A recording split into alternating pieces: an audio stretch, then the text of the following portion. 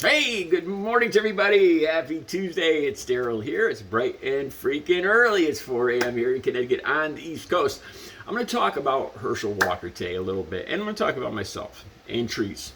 Okay, that levels it down. Okay, Herschel Walker. I understand that in government, I think it's a good idea that in this, in government overall, the Senate, Congress, government, that we have a full spectrum of average people. But does average mean dumb or just ignorant? Is that what average means? Yeah, like I said, I'm referring to Herschel Walker again. I got three or four, at least, just the ones I found in one article, a Rolling Stone article here. I'm going to talk about in a second Herschel Walker. His latest one was about the U.S. forest industry because Biden's Inflation Reduction Act. There's 1.5 billion for the U.S. forest industry for urban community forestry program. Before I get into that, I'm going to give you guys a little bit of background about how I grew up. Like I said, I lost my dad at 9, but he was a forest firefighter. I am a big time tree hugger. So Herschel Walker's latest comment when he was talking about this 1.5 billion for the U.S. forest industry, his comment was, "Don't we have enough trees around here?" That's his view on this. As you know, basic science. Oh, there's another Republican too, by the way. That this is in North Carolina. He's running for governor, Republican running for governor, and he wants to do away with science and history in all kindergarten through 5th grade elementary school books. They should focus on the reading, writing, and arithmetic. So, I swear to God. And I hate to bring this up again, but those southern states are the ones that have the lowest literacy proficiency levels in the country, and don't think this will really help more towards that. Anyway, before I get into this, I grew up out in the woods. I consider myself a bona fide 100% tree hugger. I grew up in the middle of Black Rock State Forest in Connecticut. My father was he ran the park. He got voted to do this. He was a forest firefighter. I used to go on patrols with him. I remember a couple things. He took kids from the city. This was in the 60s and 70s. He took kids from the cities, and they had these, I think they were urban community forestry programs, actually.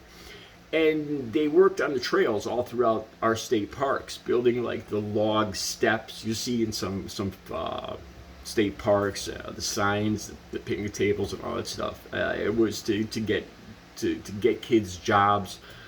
He also, I remember this specifically. I don't know what the program was called, but they had volunteers from local jails and prisons. He would run prison teams out in the forest, cutting trees and doing forestry programs with local convicts. My father was he was a man's man. He could handle himself. Anyway, I'm going to fill you guys in on some of the things I remember about him first. Like here's a patch I have. He used to play Smokey the Bear. We have a fireman's carnival in Thomaston, Connecticut every year, and I'll put a picture of him on the thumbnail. Every year he would dress up. He would have the full costume of Smokey the Bear, and he would ride on the ladder truck. And I would be sitting on the side with my mother, waiting for him to come down the road. I don't think my sister was born yet.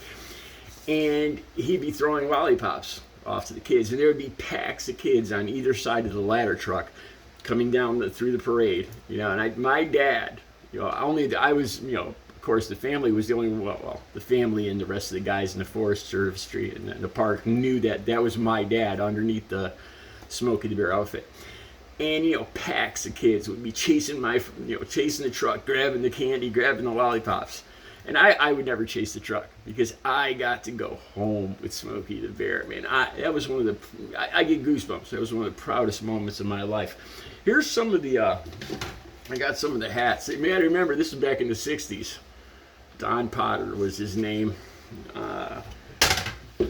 I got another picture of him all dressed up in his in this outfit. He looks like a state police. I'll try to put that on my thumbnail too.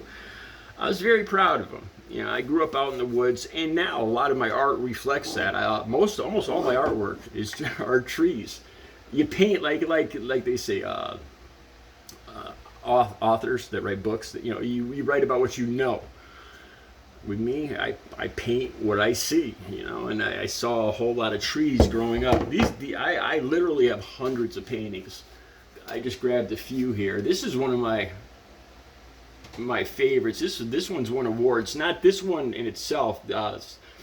Some other ones I've done them in different colors, black and white, and orange, all sorts of different colors. And they've sold. These have sold amazingly too. I've sold these for about $400. Well, they started out selling at $400. Now they're about $600 a piece. Anyway, I am a certified tree hugger. Okay.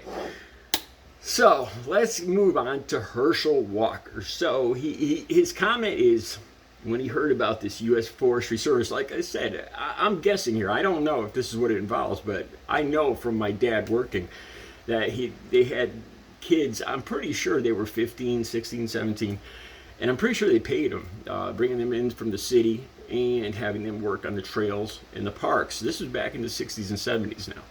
And they also they paid convicts, a volunteer program to have convicts come out and work in the parks and do labor. So it was cheaper.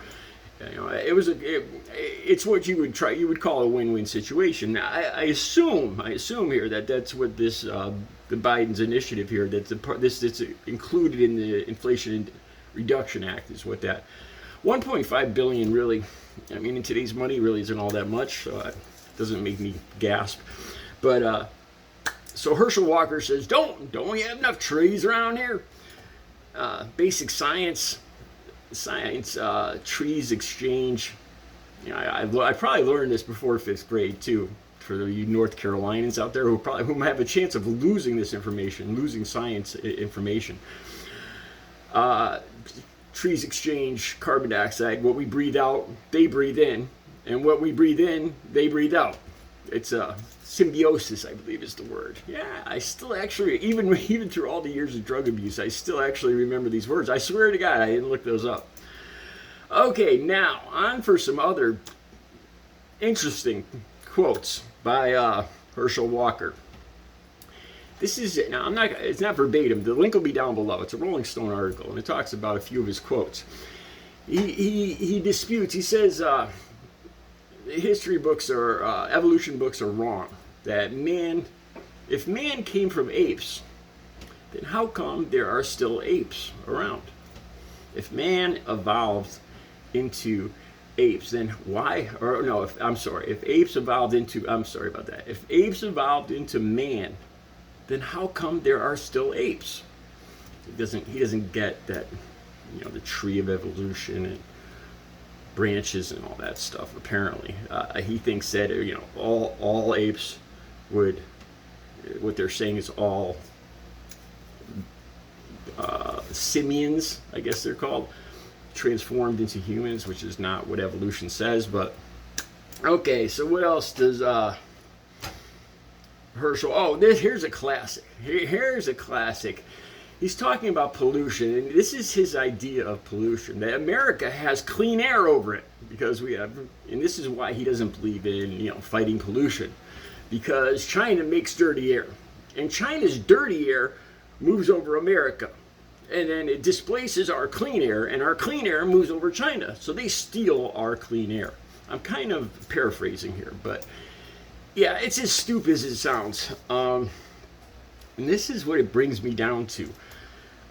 Like I said, there's a sign here in town. Mom, I'm a mom who cares. And I gotta wonder if these are the best people to represent us. Just because somebody's a mother and she cares about her children, it's a private thing. How you raise your children, it doesn't mean that's how I want my children raised.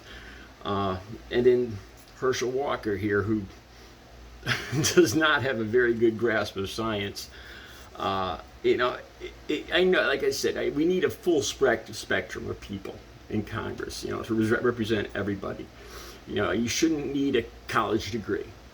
You should at least have a high school degree, high school diploma, though. GED, I don't know, to become a congressman or woman, or especially a senator. Lauren Boebert, I'm looking at you.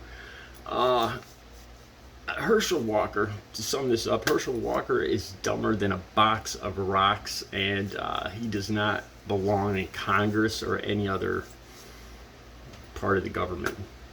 Just my opinion. You guys, the link will be down below so you can read it for yourselves.